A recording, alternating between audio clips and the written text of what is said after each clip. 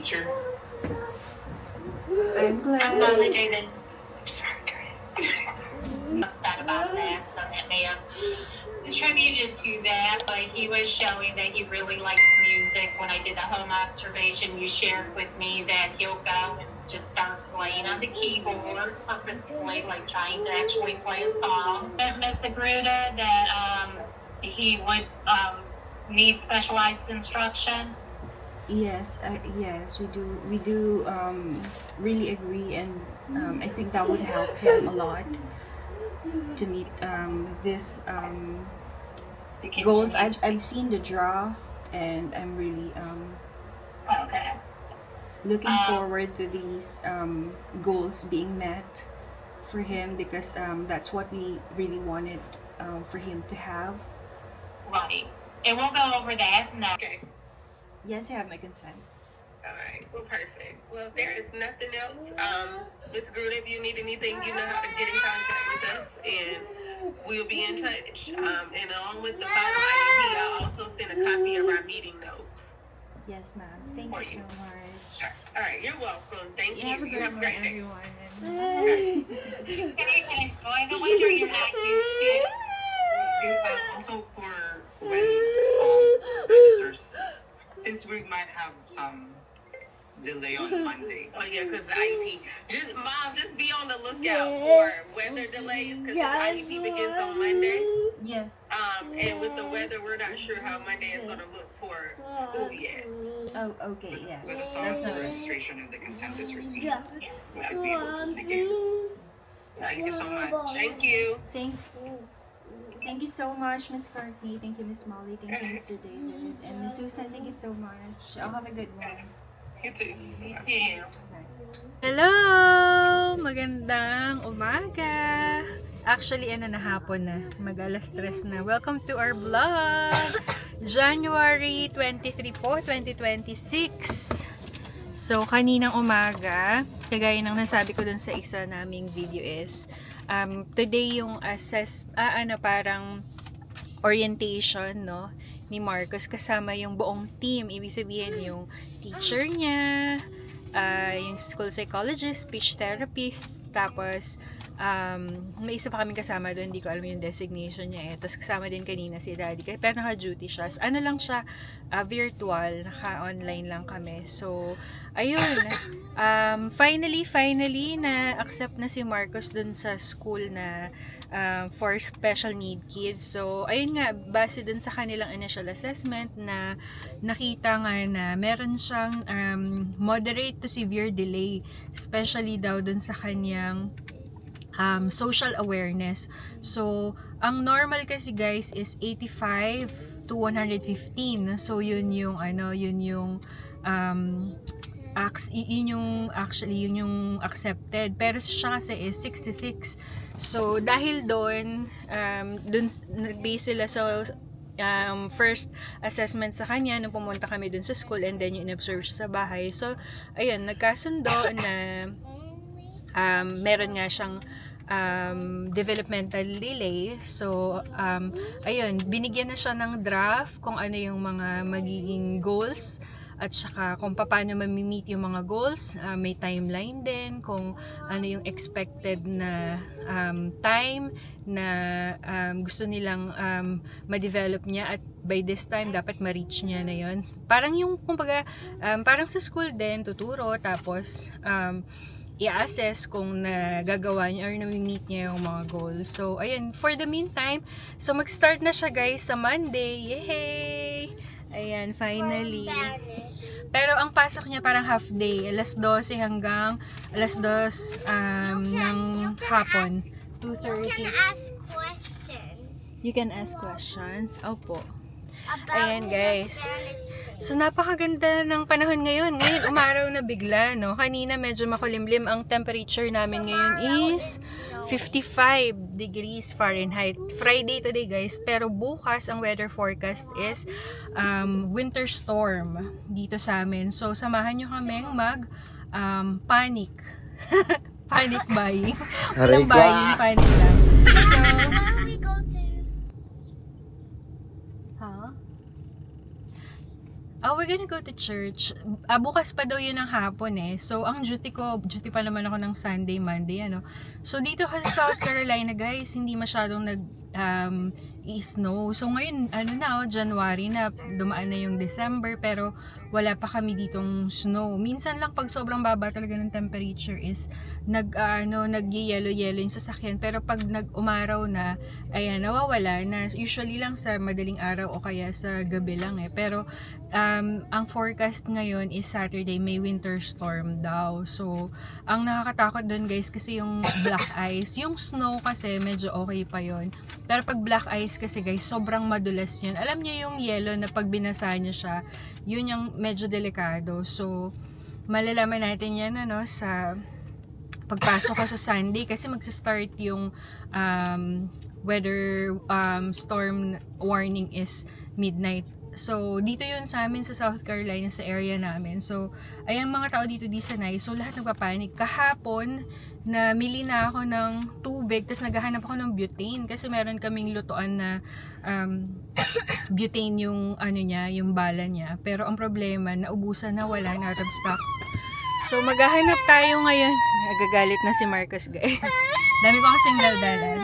Tara na. Ayan. So,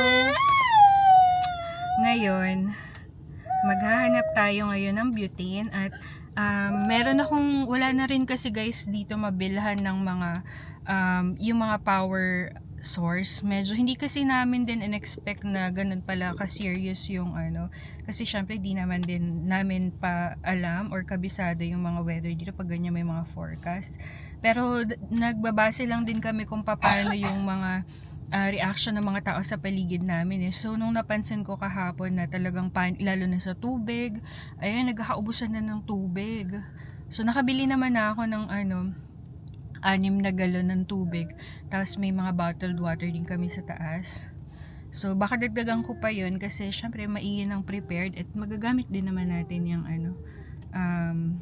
bottled water. Ang inaano ko ngayon, guys, kailangan ko ng power source. So, yung yung parang mini generator or basta yung parang power bank kumbaga. Kaya lang, kailangan natin yung medyo mataas yung capacity. Wala akong alam dun eh, kaya natin ako yung asawa ko.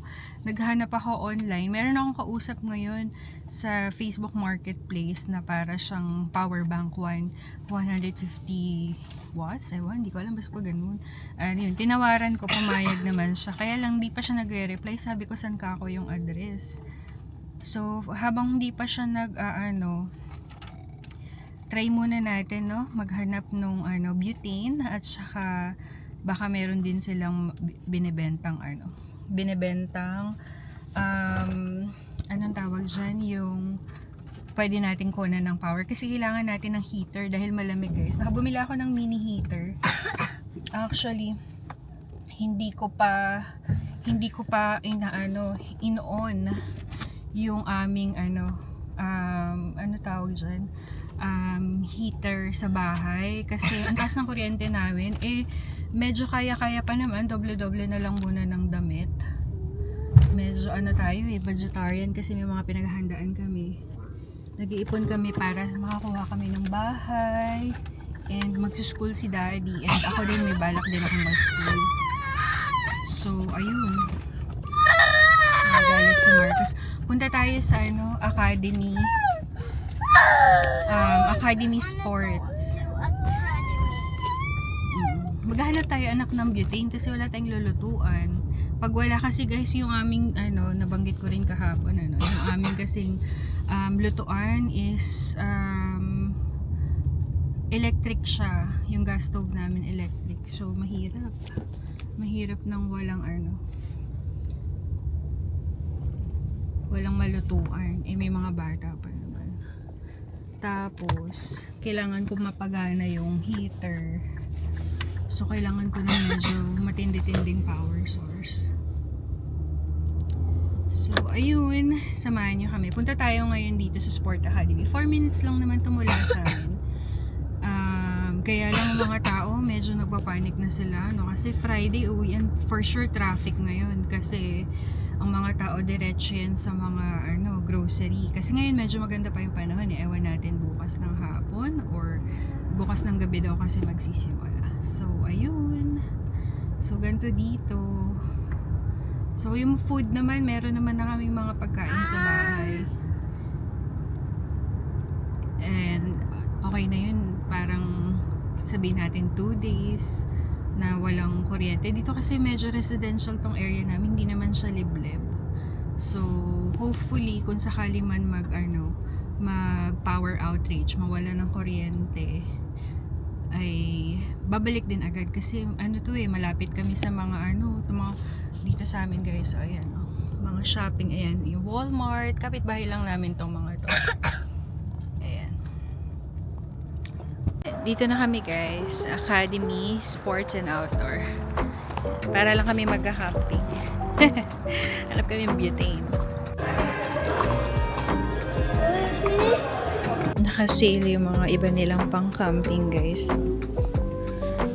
Ito, sleeping bag. Kuha kaya tayo nito. $30. Dating $40. Ito, $39. Magellan Pro Outdoor. Pero maganda to guys. Guys, pati yung mga pang-camping nila, halos maubos na din. Bili kaya tayo nito. Tea kettle.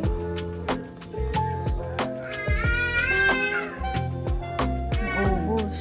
Gas. Oh, wala na mga laman. Nangyari. Naku, mukhang malabo din tayong makakuha dito ng butane. Ayan guys, wala nang ubos lahat. O diba, nahuli na tayo. Ito mga bags nila guys, Osprey naka-sale. $50.47 Daylight. Ang ganda guys.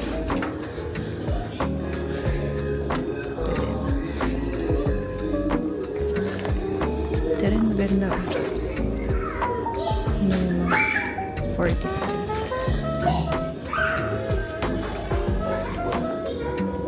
Magellan. Ito naka-clearance ang 73. 55.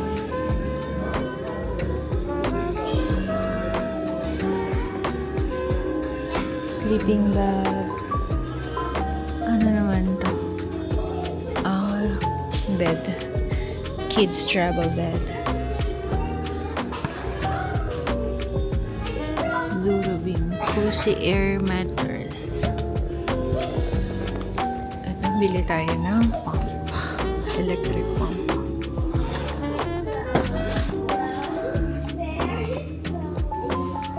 Guys, pati mga ilaw, mga lighting. Konti na lang yan natira. Oh. So, ayun, wala akong nabiling butane, guys. Bumili lang ako ng battery. Ayan, yung mga matatabang battery para dun sa natin, lantern. Kasi pwede siyang disaksak, pwede rin di battery. Tapos, bumili rin ako ng kettle. Pang camping. Pero pwede rin natin to kasi magamit kung sakaling mawalan tayo ng kuryente. Yung kasing kahapon nakabili ako ng butane, pero para siya dun sa maliit naming stove, yung portable stove, yung pang solo camping lang, hindi pwedeng sobrang bigat doon na lutuan. So kailangan doon yung pang lightweight lang talaga kasi wala siya masyadong support So naisip ko bumili nito para kung sakaling kailanganin natin mag-heat ng water, hindi siya sobrang bigat. Pero magagamit din naman natin kapag nag-camping tayo. Tapos, bumili rin ako ng sleeping bag. Kasi, syempre, just in case mawalan tayo ng kuryente. Tapos, ayan, hindi tayo makabili ng makakata ko na sa inyo. Unbox natin. Ito siya guys, yung nabili kong maliit lang na takore kettle. Pang camping siya. Yan, lightweight lang to. Stainless, $30 guys. Magagamit naman natin to pag nagka-camping tayo. Initan ng tubig. Kasi hindi pwedeng masyadong mabigat dun sa nabili ko ng dito. Masyadong ingay. Tapos, bumalik lang ko sa bahay kasi may kausap ako, may bibili na akong power bank. Hindi naman ganun kalaki yung capacity niya. Pero, no choice na tayo. Kasi wala tayong mabilhan, no? Ng mga, di kasi rin kami nakapag-prepare. Di naman din namin expect yung, yung ganun nga. Anyway, lang naman. Di namin anticipate, kumbaga. Di kami nakapag-prepare ng mga gantong gamit. So, ngayon na naghahanap kami, karamihan ng mga nandito, nagpa-panic buying na rin. So, talaga wala ka nang mabilhan. Yun ng butane, wala na ubos. Sabi doon nung tinanong ko yung sales clerk doon, sabi niya, wala na daw kahit isa. Tapos, itong battery na to, last na to, na meron sila doon na ganito kalaki. So, ayun. So, ayan, kukunin ko na yung power bank. Nagkasundo na kami sa presyo. Kaya lang wala kasi akong dalang cash. Hindi kasi siya daw tumatanggap ng ng online, yung kagaya ng Zelle. So, ayan, kukunin ko muna yung kuha ng cash sa bahay. And, ayan, punta na tayo, then meet natin siya. 13 minutes mula dito sa bahay. So, let's go. Medyo nag-start na magkulimlim, guys. So, ayan.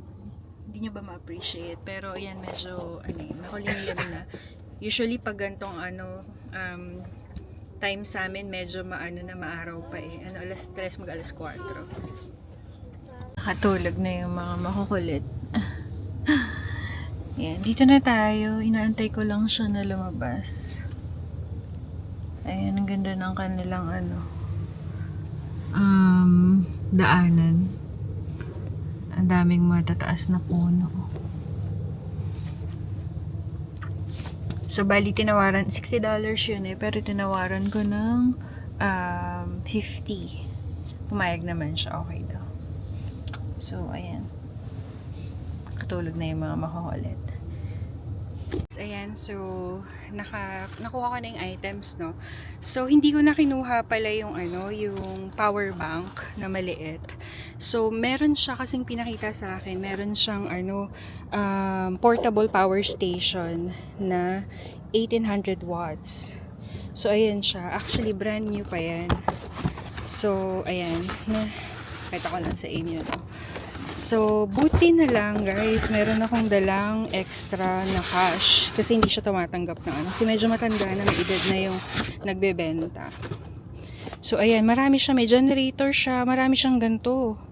Siguro mga prepper sila, So, ayan. Binenta niya na lang sa akin ng $250. Hindi ko alam kung magkano yung original price. Pero kasi wala na tayong mabibilhan ng mga ganyan, sa panahon ngayon. Ayan na. Hindi naka-on pa pala. So, 'di ba? Kesa naman pag nag-order pa tayo kasi nung nag-try si Daddy January pa darating, buti na lang talaga. Meron tayong nakausapan na. Tas may kasama na rin siyang solar panels. Ayan, brand new din yung solar panels niya, guys. Ayan, pinakita niya lang sa akin kanina kung paano. So, ayan. Yan yung brand. So, at least kung sakali man na mawalan tayo ng kuryente, at least meron tayong So, kayo guys, kung sakali man, advice ko lang sa inyo, prepare ahead of time, lalo na kung nakatira kayo sa mga malalamig na lugar. Yan, yung mga considerations natin kapag syempre hindi natin kabisado yung kagaya niyan, bago lang kami, hindi namin din pa alam kung ano yung mga ma-expect namin. So, maganda na yung handa tayo. So, last minute na to, buti na lang meron tayong na kausap at nakuhaan ng ganito. Kasi kahit dun sa mga pinuntahan ko, guys, wala na eh. Pati mga nakakaubusan na. Tas, ayan guys, yung tubig na nabili ko kahapon. Makadagdagan ko pa yun kung meron pa. Tapos, bumili rin ako ng comforter. Tas, ayan. So, kasi maliit lang yung namin yung nabili kong heater. So, pagka ganun, mga maliliit lang, kailangan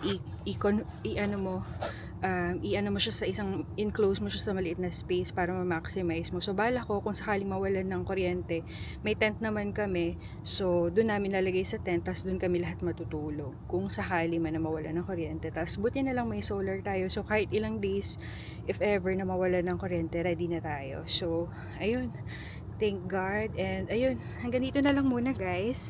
So babalitaan ko kayo, duty ako noon, so sana safe ang lahat, ano. Anyways, hanggang dito na lang muna. Uwi na ako kasi mamaya traffic na for sure kasi yung mga tao magpupuntahan yan sa mga supermarket. Eh, yung lugar namin, ano yun eh, dun banda yung mga bilihan. So, ayan. Napakaganda ng lugar nila dito. Napakaaliwalas. Hindi pa masyadong maginawa, no? Pero, hopefully,